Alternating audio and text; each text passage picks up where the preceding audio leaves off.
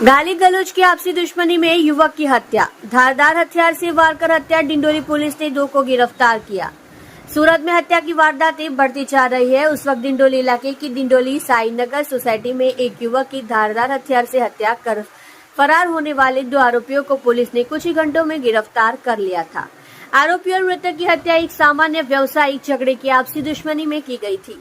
Mobile पर बात करते समय विवाद करना। रात करीब 10 बजे अंश उर्फ Gaurav Anand Shirsat Dindoli Sainagar society plot number 141 स्थित ब्रिजेश मसाला एंड किराना स्टोर के सामने जोर जोर से गाली गलौज कर रहा था। फोन पर बात करते समय वहां से गुजर रहे 2 लोगों में से एक ने फोन पर बात करने से मना कर दिया, तो जो लोग बात कर रहे थे और जो बास में गुजर रहे थे उसके बीच झगड़ा हो गया। इसमें दोनों ने धारदार हथियार से अंश के सीने पर वार कर हत्या कर दी और भाग निकले। डीसीपी भगीरथ गढ़वी ने बताया कि मृतक का नाम अंश उर्फ गौरव शिरसाट है, जिसका कैलाश से झगड़ा हो गया था। कैलाश उर्फ कालू रामोशी से झगड़ा हो गया।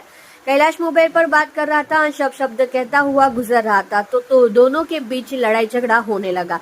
फिर वो अलग हो गए। इसी दौरान पीड़ित गौरव उर्फ अंश सोसाइटी की ओर आ रहा था और इधर से कालू भी अपने दोस्त राकेश सालवे के साथ बाइक पर जा रहा था। फिर दोनों को ये लड़ाई झगड़ा याद आता है। इसी दौरान कालू ने हथियार से गौरव उर्फ अंश की हत्या कर दी। सीने में चाकू का गहरा घाव लगने की वजह से उसकी मौत हो गई। इसके बाद पुलिस ने तुरंत दोनों आरोपियों को गिरफ्तार कर लिया और कानूनी कार्यवाही की है। डिंडोली પોલીસ સ્ટેશન વિસ્તારમાં ગઈકાલે એક મર્ડરનો બનાવ બન્યો હતો। આ ઘટનામાં જે ભોગ બનનાર છે એ અંશ નામનો એક વ્યક્તિ છે કે જે 20 થી 22 વર્ષની એની ઉંમર છે। એ પોતાની સોસાયટી મહાદેવનગર 2 એ સોસાયટીમાં પોતાના એને એક નજીકના જે એક વ્યક્તિ હતા આસપાસ રહેતા એના સાથે એનો ઝઘડો થયો હતો। એ કાલુ ઉર્ફે કૈલાશ ઉર્ફે કાલુ રામો છે એની સાથે એનો ઝઘડો થયો હતો। કૈલાશ ઉર્ફે કાલુ પોતાના મોબાઈલ ઉપર વાત કરી રહ્યો હતો ત્યારે આ ભાઈ ત્યાંથી જતો હતો અને એણે ત્યાં અપશબ્દો બોલીને પસાર થઈ રહ્યો હતો, જેથી આ બંને વચ્ચે બોલાચાલી થઈ હતી અને ત્યાં થોડી ઝપાઝપી થઈ હતી અને ત્યારબાદ તેઓ છૂટા પડી ગયા હતા અને પોતપોતાના જગ્યાએ જતા રહ્યા હતા। આ દરમિયાન જે ભોગ બનનાર છે ગૌરવ ઉર્ફે અંશ, એ ભોગ બનનાર પોતાના મિત્ર સાથે એ જ સોસાયટીમાં પરત ફરી રહ્યો હતો વ્હીકલમાં। ત્યારે કાલુ અને એનો મિત્ર રાકેશ ઉર્ફે રાખુ એ બંને પોતાના વ્હીકલમાં સામેથી આવી રહ્યા હતા।